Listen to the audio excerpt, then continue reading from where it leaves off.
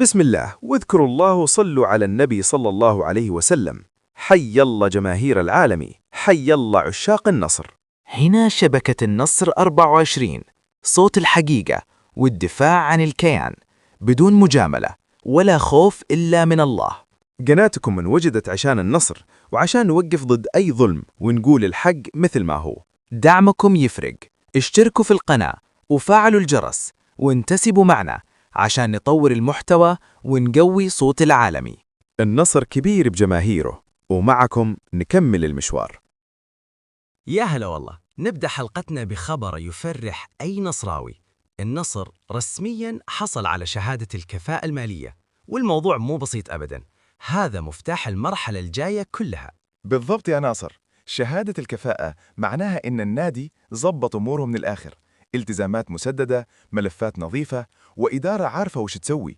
حسب المصادر الخاصة للشرق الأوسط، النصر استوفى كل التزاماته المالية والتعاقدية إلى نهاية شهر أكتوبر من سنة 2025، والشهادة صدرت بتاريخ 26 يناير 2026. وهنا الزبدة يا تركي، الشهادة هذه تفتح الباب رسمياً قدام النصر لتسجيل اللاعبين والتعاقدات الجديدة في الشتوية، يعني ما عاد فيه أي عائق إداري أو مالي يوقف النادي. وأهم نقطة ينتظرها الجمهور تسجيل اللاعب حيدر عبد الكريم. اللاعب جاهز فنياً، وبمجرد وجود الكفاءة المالية صار الموضوع مسألة وقت فقط. غير كذا الإدارة تقدر تدخل مفاوضات وتتحرك براحتها لدعم الفريق بأسماء جديدة تخدم المنافسة المحلية والقارية. وهذا يأكد أن الإدارة النصراوية اشتغلت بهدوء، سددت اللي عليها ورتبت البيت من الداخل، والنتيجة الآن استقرار مالي وحوكمة واضحة، وهذا اللي تحتاجه أي منظومة تبغى تنافس بجد. ننتقل للملعب يا ناصر. بعد الفوز الصعب والمهم مع التعاون في الجولة 18 من دوري روشن، فوز رفع رصيد النصر إلى 40 نقطة وثبت الفريق في الوصافة، وخلى الضغط مستمر على المتصدر الهلال. صحيح، وبعد المباراة طلع المدرب خورخي خيسوس وحسم موضوع كان شاغل الجمهور، مستقبل الحارس البرتغالي بينتو. خيسوس كان واضح وصريح، قال إن بينتو مستمر مع النصر إلى نهاية الموسم، ونفى كل الأخبار اللي ربطته بالانتقال إلى جنوا الإيطالي.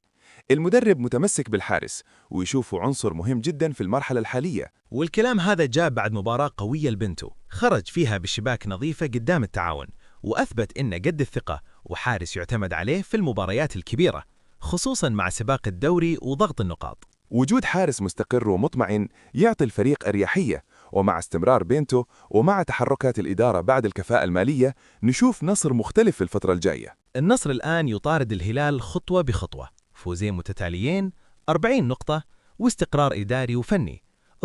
نرجع لكم يا نصراويين بخبر يفرح. النصر حقق فوز مهم جدا على التعاون، فوز يمكن شكله بسيط من نتيجة لكنه كبير بالقيمة والتوقيت. صحيح يا ناصر، مباراة صعبة قدام فريق عنيد، لكن النصر عرف كيف يتعامل معها. المباراة كانت على ملعب الأول بارك، وفي ختام الجولة 18 من دوري روشن، والهدف الوحيد جاء قبل نهاية الشوط الأول مباشرة. هدف عكسي سجله لاعب التعاون محمد الدوسري بالخطأ في مرماه بالدقيقة 45، لكن الهدف هذا كان كافي يخطف 3 نقاط غالية جدا ويخلي العالم يكمل طريقه بثبات. الفوز هذا رفع رصيد النصر إلى 40 نقطة وثبت الفريق في المركز الثاني، والأهم إنه قلص الفارق مع الهلال المتصدر إلى 5 نقاط، يعني سباق الدوري ما زال مفتوح والحسبة ما انتهت. واللي يعجبك أكثر يا تركي إن الفريق قاعد يفوز حتى وهو مو بأفضل حالاته الهجومية، وهذا دليل نضج، تنظيم دفاعي، تركيز وإدارة مباراة ذكية خصوصاً في الشوط الثاني. التعاون حاول يرجع، لكن النصر كان حاضر ذهنياً، ما فيه اندفاع ولا تهور، لعب على النتيجة وحافظ عليها للنهاية. بالمقابل التعاون وقف رصيده عند 35 نقطة وبقي خامس الترتيب. الفوز هذا يعتبر الثاني على التوالي للعالمي، ويجي بعد فترة ضغط مباريات قوية، ومع ذلك الفريق قاعد يجمع النقاط واحدة واحدة، وهذا اللي يهم في مثل هالمرحلة. ومع تصريحات جيسس الأخيرة عن ضغط الجدول وغياب بعض العناصر، نشوف إن النصر قاعد يبني نفسه من جديد خطوة خطوة، ومع عودة اللاعبين واستقرار الفريق ممكن نشوف وجه أقوى بكثير.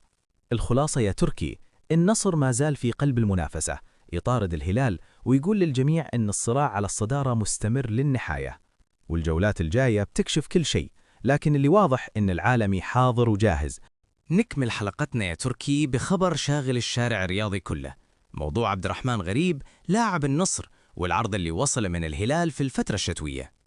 إيه والله يا ناصر، حسب اللي نقلته شبكة 8، الهلال قدم عرض مالي كبير لعبد الرحمن غريب، والعرض هذا يعتبر الأعلى إلى الآن، وحتى أعلى من عرض التجديد اللي قدمته إدارة النصر للاعب. لكن خلنا نكون واضحين، اللاعب إلى الآن ما وقع لأي نادي، لا للهلال ولا للنصر، قاعد يدرس كل العروض بإردوق وبيحسم قراره بنفسه بدون استعجال. خصوصاً أن عقد غريب مع النصر ينتهي بنهاية الموسم الحالي، وهذا يعطيه حق التوقيع لأي نادي خلال شهر يناير والانتقال رسمياً بعد نهاية الموسم في صفقة انتقال حر.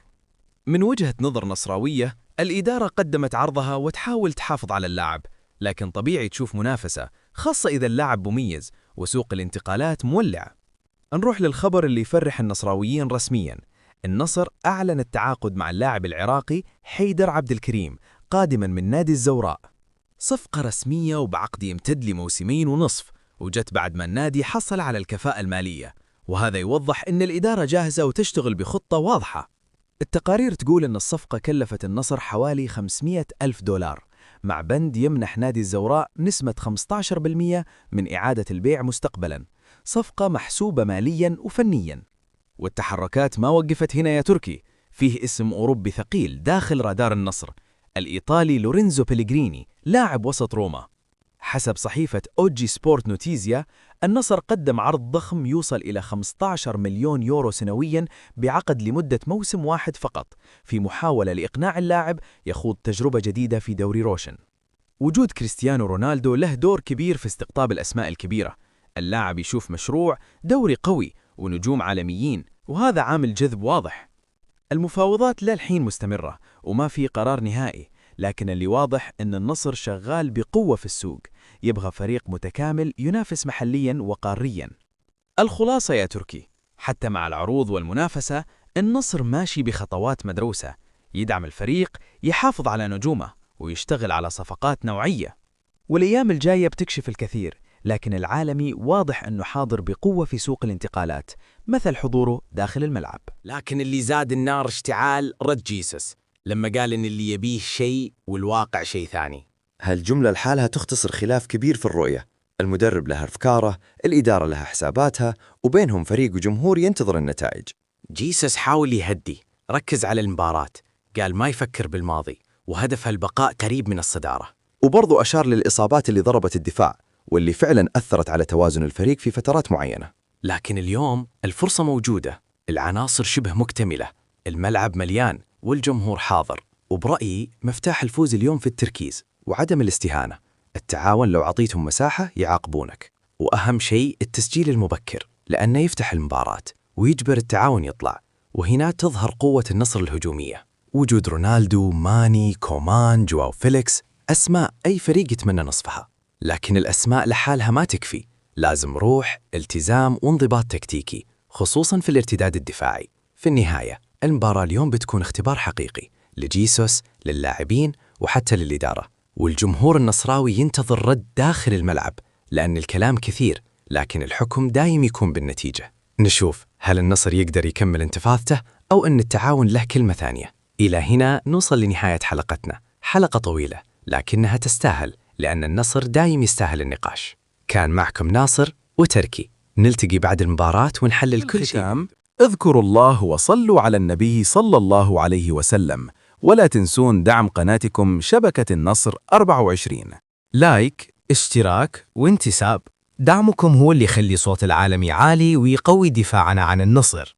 احنا مع النصر في كل وقت، نقول الحقيقة وما نخاف إلا من الله. العالمي كبير بجماهيره، ونلتقيكم قريب بإذن الله.